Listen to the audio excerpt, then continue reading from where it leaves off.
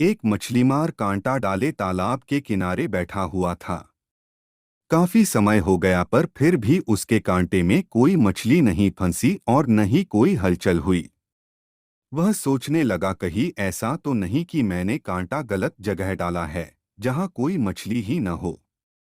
उसने तालाब में झांका तो देखा कि उसके कांटे के आसपास तो बहुत सी मछलियां थी। उसे बहुत आश्चर्य हुआ कि इतनी मछलियां होने के बाद भी कोई मछली फंसी क्यों नहीं। एक राहगीर ने जब यह नज़ारा देखा तो उसने मछली मार से कहा, लगता है भैया, आप यहाँ पर मछली पकड़ने के लिए बहुत दिनों बाद आए हैं। भैया, क्या आपको नहीं पता कि अब इस तालाब की मछलियां कांटे में नहीं फंसती? मछलीमार ने बड़ी हैरानी के साथ पूछा, क्यों, ऐसा क्या है इस तालाब में? राहगीर ने जवाब दिया, कुछ दिन पहले ही इस तालाब के किनारे एक संत ठहरे थे। उन्होंने यहाँ मौन की महत्ता पर प्रवचन दिया था। उनकी वाणी इतनी प्रभावशाली थी कि जब वे प्रवचन देते थे तब इस तालाब की सारी मछलियां भी बड़े ध्यान से सुनती थी। उस राहगीर ने आगे कहा, ये उनके प्रवचन का ही असर है कि उसके बाद जब भी कोई इन्हें फंसाने के लिए कांटा डालकर बैठता है तो ये मौन धारण कर लेती है। जब मछली मुंह खोलेगी ही नहीं तो कांटे में फंसेगी कैसे? इसलिए बेहतर यही होगा कि आप किसी और जगह पर जाकर कांटा डालो। ईश्वर ने हर इंसान को दो आंखें, दो कान, दो नासिका, हर इंद्रियां दो दो दी है, पर जीभ एक ही दी। इसका क्या कारण रहा होगा? क्योंकि यह एक ही अनेकों भयंकर परिस्थितियां पैदा करने के लिए पर्याप्त है।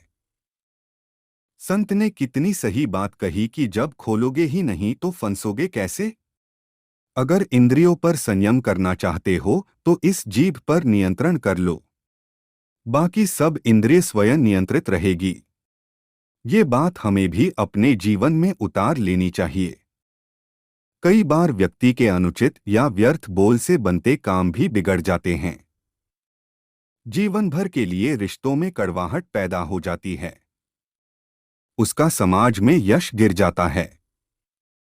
वर्तमान में देखें तो बहुत सी समस्याएं का कारण ज्यादा बोलना या अनुचित बोलना ही है। ईश्वर कहते हैं कि कम बोलो, धीरे बोलो और मीठा बोलो। हमारी मीठी वाणी से बिगड़ते काम भी बन जाते हैं, लोगों की दुआओं के पात्र बन जाते हैं। वाणी से हमारे व्यक्तित्व की पहचान होती है। जिस व्यक्ति का व्यक्तित्व जितना गंभीर गुणों से भरपूर होता है, उसकी वाणी में उतनी ही विनम्रता होती है। विनम्रता पूर्वक व्यवहार हमारे चरित्र को ऊंचा बनाता है, समाज में सम्मान दिलाता है।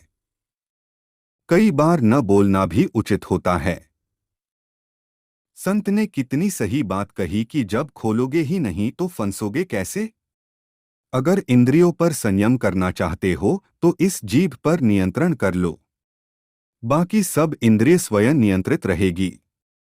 ये बात हमें भी अपने जीवन में उतार लेनी चाहिए। कई बार व्यक्ति के अनुचित या व्यर्थ बोल से बनते काम भी बिगड़ जाते हैं। जीवन भर के लिए रिश्तों में कड़वाहट पैदा हो जाती है।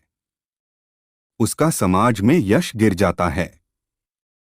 वर्तमान में देखें तो बहुत सी समस्याएं का कारण ज्यादा बोलना या अनुचित बोलना ही है।